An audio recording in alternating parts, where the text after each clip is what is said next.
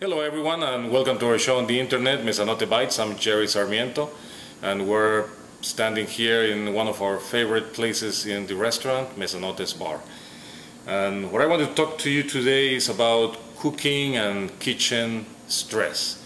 As I imagine some of you, if not many of you or most of you, are social cooks at home, and I used to be one as well before I owned the restaurants.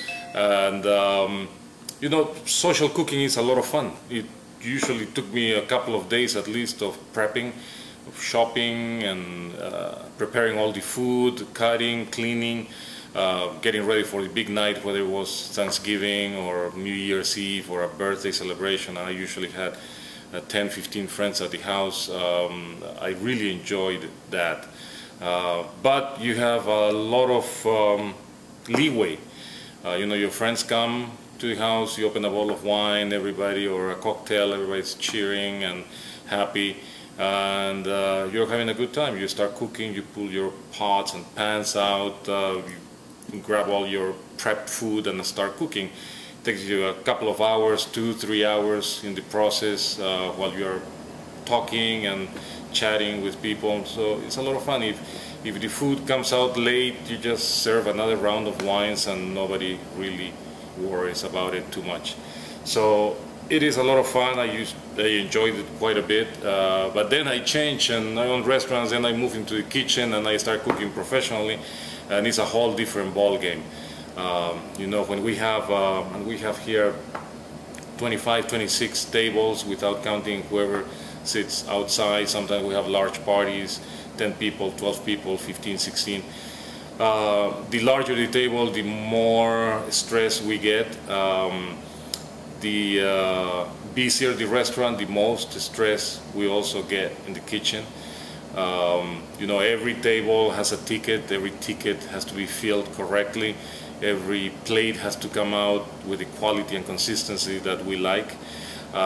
So it takes a lot of overseeing, a lot of cooking, a lot of fast cooking. We cook every dish every day several times, so we know the recipes. We don't read recipes anymore. We know exactly what we need to put in the pan.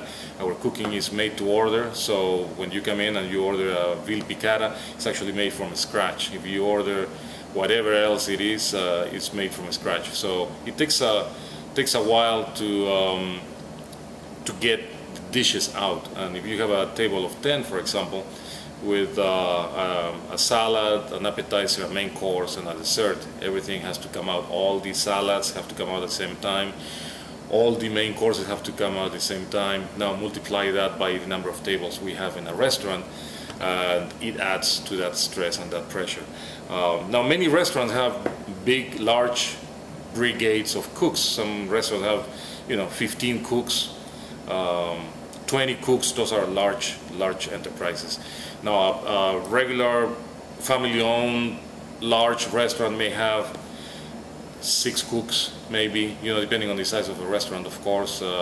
Capriccio, which was maybe twice as large as this restaurant, we had a little bit more people in the kitchen than we do here. But here we have a constraint that it's a physical constraint.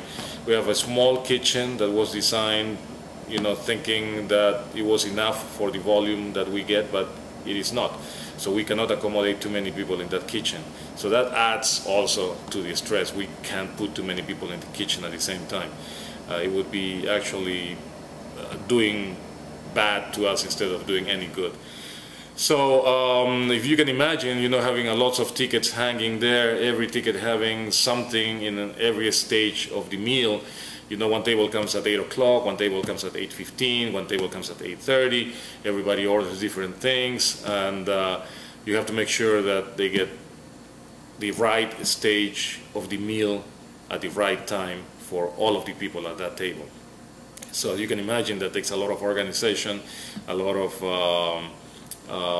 you know, really keeping an eye on those tickets, and that's a easier thing to say than to do, because when you have many tickets hanging printed in small letters and you have to basically remember everything that is in this table, everything that is in this table, at least for the 2, 3, 4, first tables. You have to remember all of that because you need to start cooking several things at the same time for different tables, and all of that has to come out at the same time for the right table. And so anyway, just wanted to give you a quick glimpse at that, how it happens. And I'm going to show you the restaurant in a relatively busy night. Then I'm going to show you the kitchen. As you can see, the guys in the kitchen are used to it, so you don't see them panicking and running around. They're cooking normally, but believe me, the stress is there. I know because I have been there, and I am there virtually every night. So with that, I'll leave you, and let's go take a look at this busy night and how the kitchen works under those circumstances. Huh? Or we could just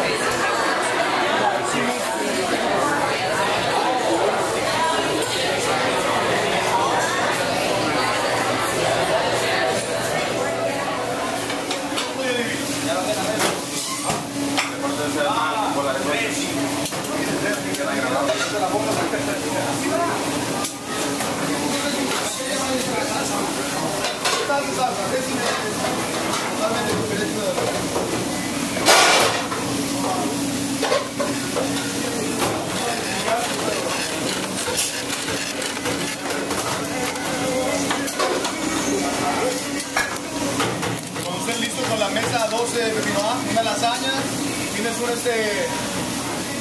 chicken berry también, ¿no? Yeah. ¿De qué? Sí.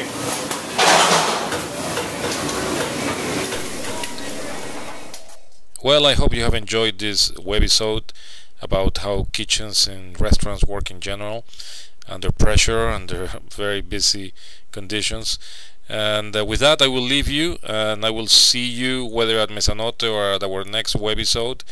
And in the meantime, please, as usual, enjoy life, enjoy the company of your friends and family, have great food, have great wines. Until next time, cheers.